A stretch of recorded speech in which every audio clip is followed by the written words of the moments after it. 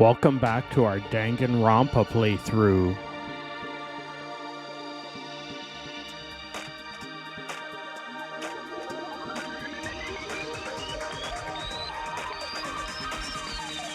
Danganronpa.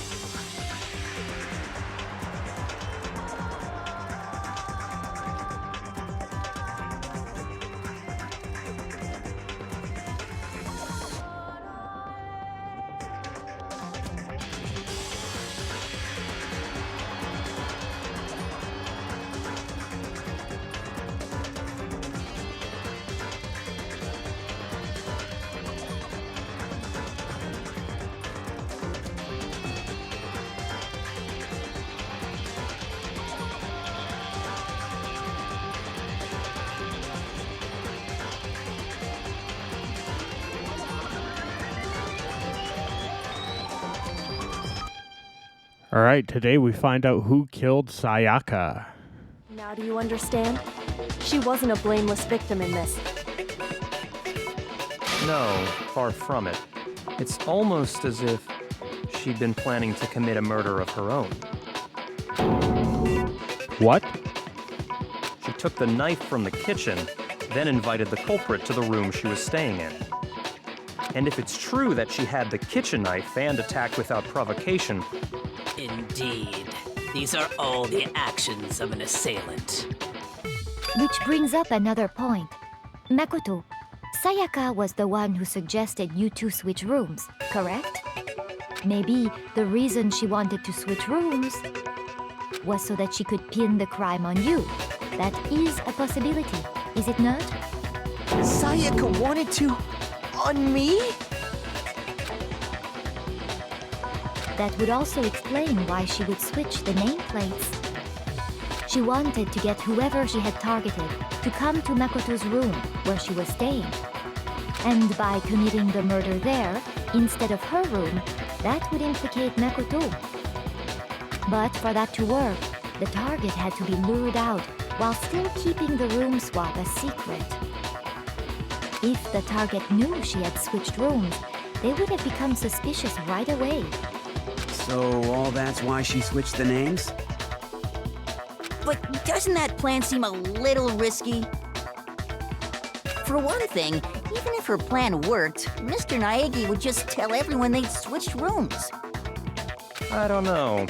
I'm not sure our soft-hearted Makoto is capable of that kind of cutthroat behavior. I'm sure Sayaka realized the same thing, which is why out of all of us, she asked him to switch rooms. Plus, she was the ultimate pop sensation. A totally forgettable kid. Or a national superstar. Who are you more likely to believe? Wait, then you're saying she had this all planned out? Holy shit! But in the end, her plan backfired. She launched her attack with the knife, then found herself under attack in turn. That must be when her wrist got broken, and she was forced to drop the knife. The tables were suddenly turned on her, and she died at the hands of the one she'd planned to murder. Just hold on! That can't be true! Because... Hey! You guys have totally derailed the argument. You're being super boring right now. Come on, hurry up and decide who did it. Wouldn't it be awful if I had to punish you all just because you ran out of time? Oh yeah, we gotta decide who we think did it. Makoto, right now you just need to concentrate on figuring out the answer to this mystery. If we can't uncover who murdered Sayaka, it's over for all of us. Is it really all over? Obviously, I'm committed to finding out who her killer was, but I mean, as far as clues go, there's nothing left.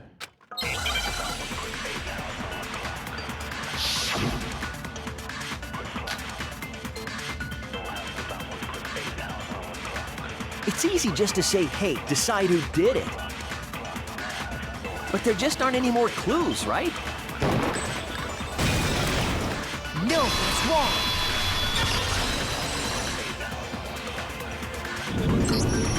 There still might be one clue left. Sayaka's dying message. Dying? Wait, what did you say? The dying message. She wrote something on the wall behind her, remember? 11037. Written in her own blood. There must be a clue about the killer hidden in there. Well, before we get too far into that, I need to ask, can we really be sure that Sayaka is the one who wrote it? There's no question she wrote the message because there's blood on her finger. I got it! Her left index finger had blood on it. That could only be because she used that finger to write the message. I see. She broke her right wrist during the fight, so she'd have to use her left hand to write. Sure. I think we can all agree Sayaka wrote it. But still, what the heck do those numbers mean? 11037? Hey, Chihiro. You're a computer nerd or whatever, right? You should know all about numbers and shit. No, that's not... Yes, I'm a programmer, but I don't see any kind of meaning in these numbers. Of course.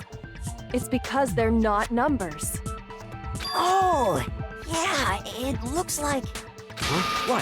What? No, it's just... look at the numbers, assuming they're not numbers. Don't these first two, 1-1, look less like two numbers and more like one letter? Ah, you're right.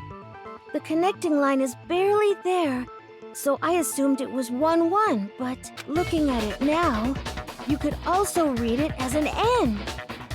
Whoa, you might have finally just said something worth a shit. Our little gray cells are really getting excited now. But even if that really is an N, N037, doesn't make any more sense than before. It's no use, I just don't know. Rotate the image 180 degrees. Huh? Rotate it? I think maybe I see something. Oh my god. Now I see. She wrote down the killer's name. Huh? You just shot past the clue part and right onto who did it. So, whose name did she write? Sayaka's dying message reveals the killer's name. If you turn the message 180 degrees, it should become crystal clear.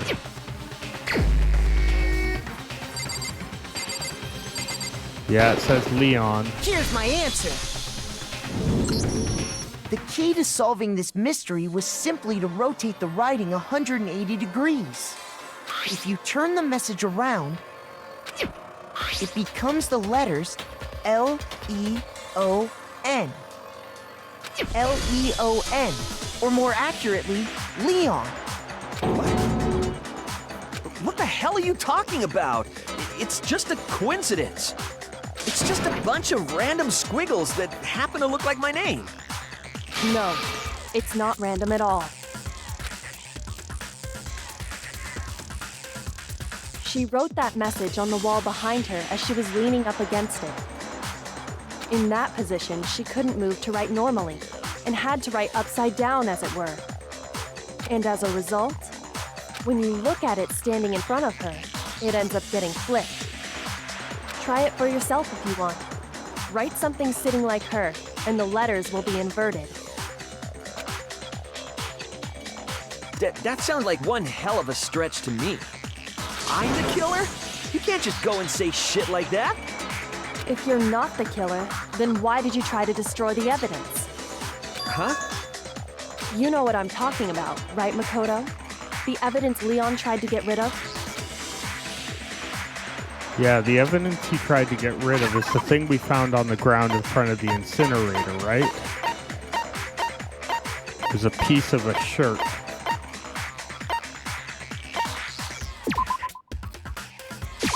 I got it! You mean the burnt shirt piece I found laying on the ground by the incinerator, right? As the killer stabbed Sayaka, they must have gotten some of her blood on them. And to dispose of the shirt covered in the victim's blood, they threw it into the incinerator. But one piece burned off and got left behind. And the killer didn't notice. If they had, they most certainly would have panicked. Isn't that right, Leon?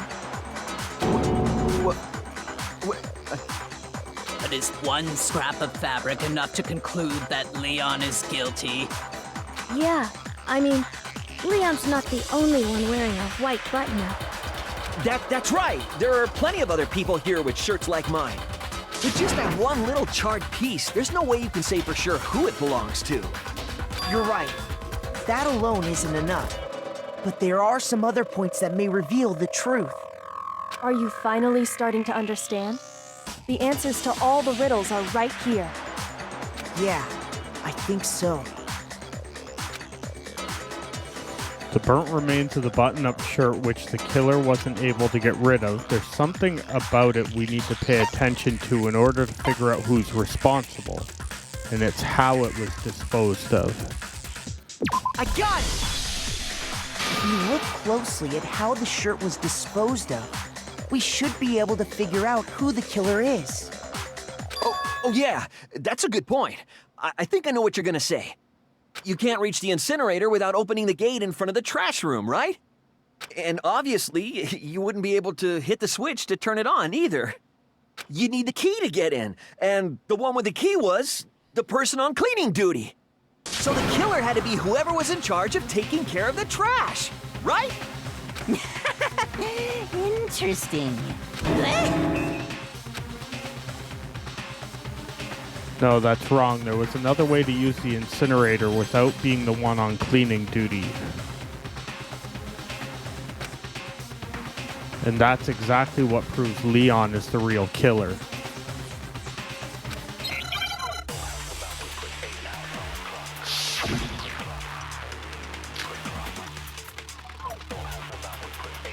The key to the trash room. Whoever was on cleaning duty must have had it, right? So the only one who could get to the incinerator was the person in charge of the trash? And you'd have to get close to the incinerator in order to destroy the evidence. No, it's wrong.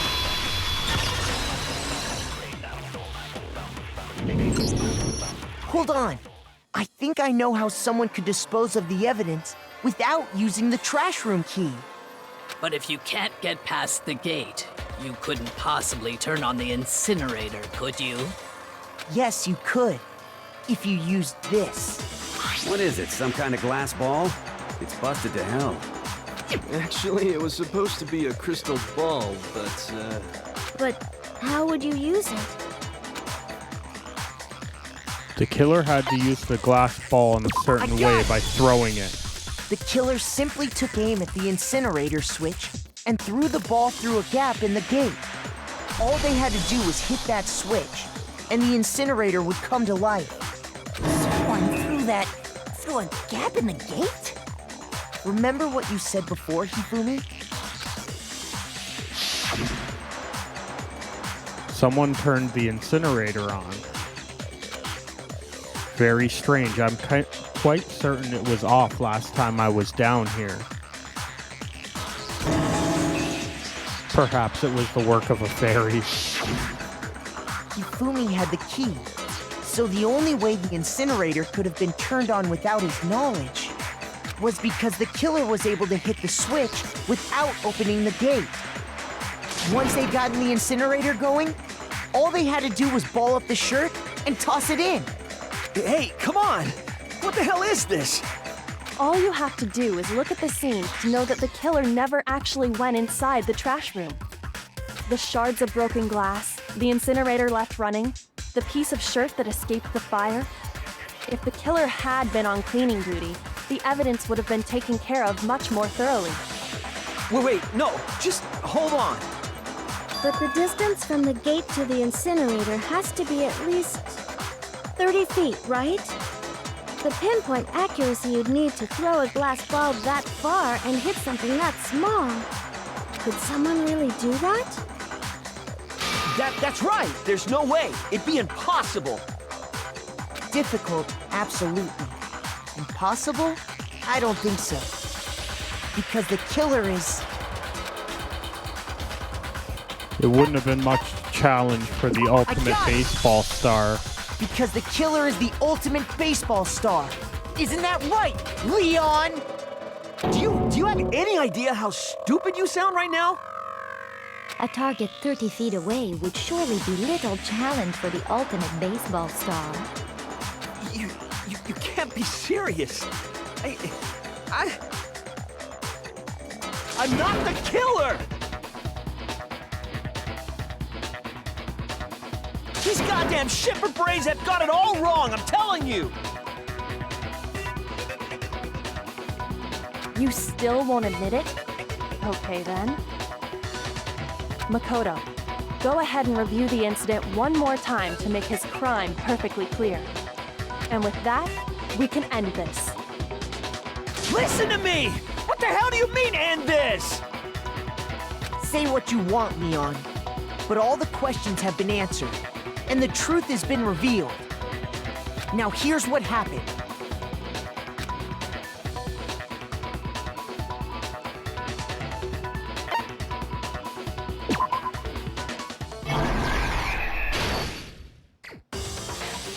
I think I'd better take one more look back at the case from the beginning.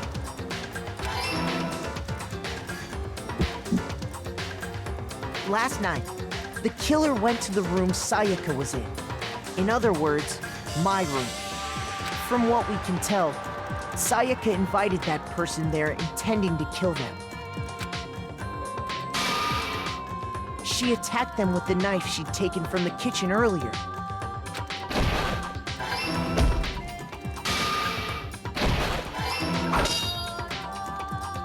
But then something happened that she wasn't prepared for.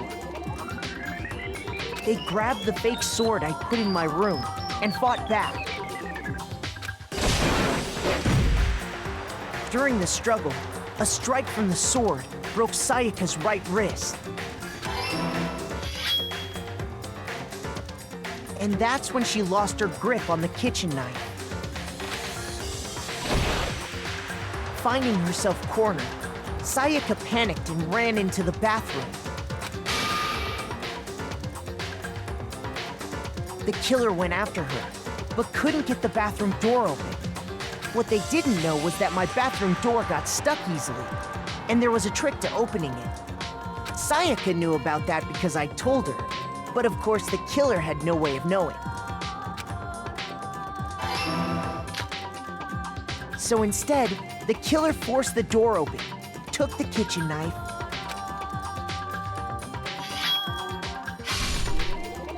and stabbed Sayaka.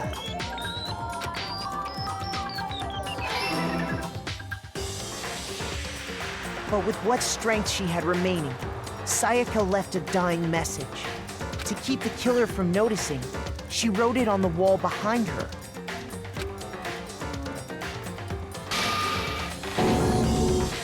And with that, all her strength was gone. With Sayaka dead, the killer quickly began destroying the evidence. First, they took off their shirt, which was covered in their victim's blood.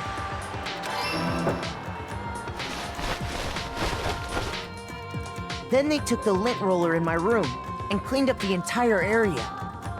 They wanted to make sure they got rid of any trace they'd ever been there.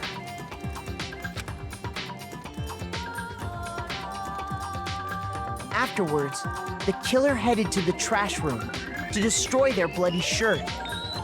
They tried to burn the shirt using the incinerator there, but the trash room was blocked off by an especially sturdy gate, preventing access to the incinerator. So they came up with a plan to use Hiro's crystal ball, which he'd left in the laundry room. The killer managed to throw the ball through the gap in the gate and hit the incinerator switch. For any normal person, that'd be an impossible throw, but the killer had the confidence to take a shot. And that's because the killer was the ultimate baseball star. The crystal ball, thrown with absolute precision, hit the switch on the incinerator, which then quickly roared to life.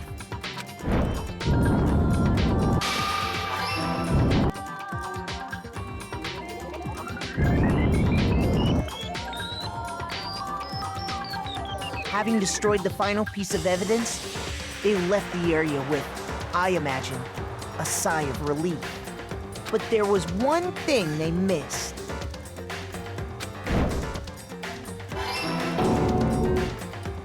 Part of the shirt they'd thrown into the fire burnt away and fell out of the incinerator.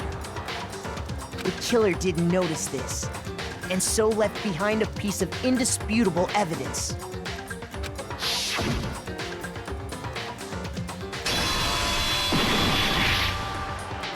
Isn't that right, Leon?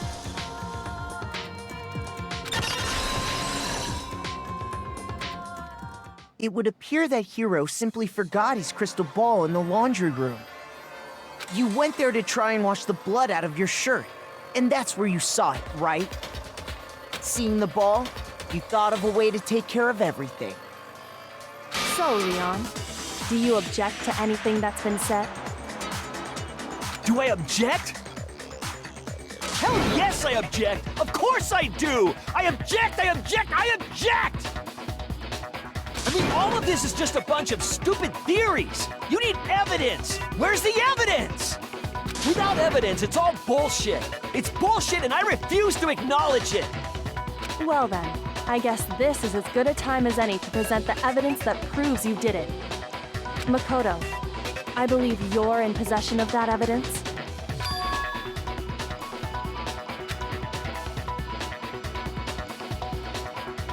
All right, here we go. When the killer removed the screws from the doorknob, they didn't use anything from your room to do it.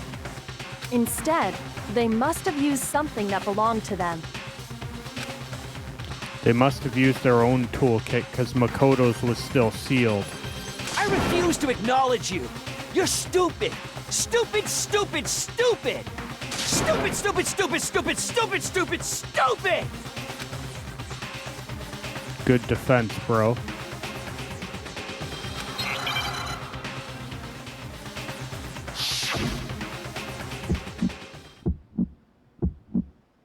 Where's your proof? You kidding me? Not a chance! It wasn't me! Stupid! You lied!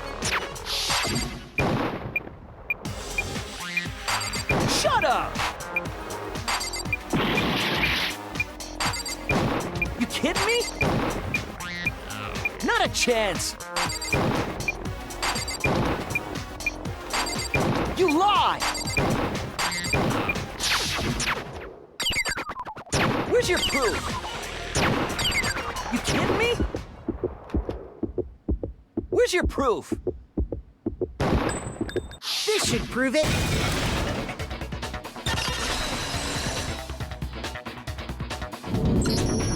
The screws on the bathroom doorknob were removed. I wonder what kind of tool the killer used to remove them. I mean, it had to be a screwdriver, right? Oh yeah, I'm pretty sure the toolkits we got each had one inside. And that must be what he used. There aren't any other tools anywhere. But the toolkit in my room had clearly never been used. That's because the culprit didn't know it was your room. They thought they were in Sayaka's room. Only the boys got toolkits, so the killer naturally assumed there wouldn't be one in there. Okay, then whose toolkit did the killer use? Stupid, stupid, stupid! It had to be their very own toolkit. Stupid, stupid, stupid, stupid, stupid! Leon, would you mind showing us your toolkit? If I'm right about this, then the screwdriver will show some evidence of being used. Stupid! Huh? And if you say you used it for something else, you'll have to explain exactly when, where, and why. And let me say this right now. I lost it isn't an excuse at this point. Stupid!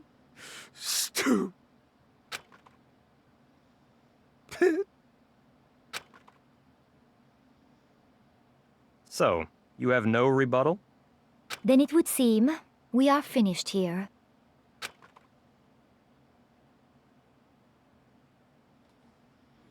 All right, I guess we know who the killer is now. Well, that's going to do it for today's episode. I hope you'll come see what happens next in Danganronpa. Thanks for watching, and bye for now.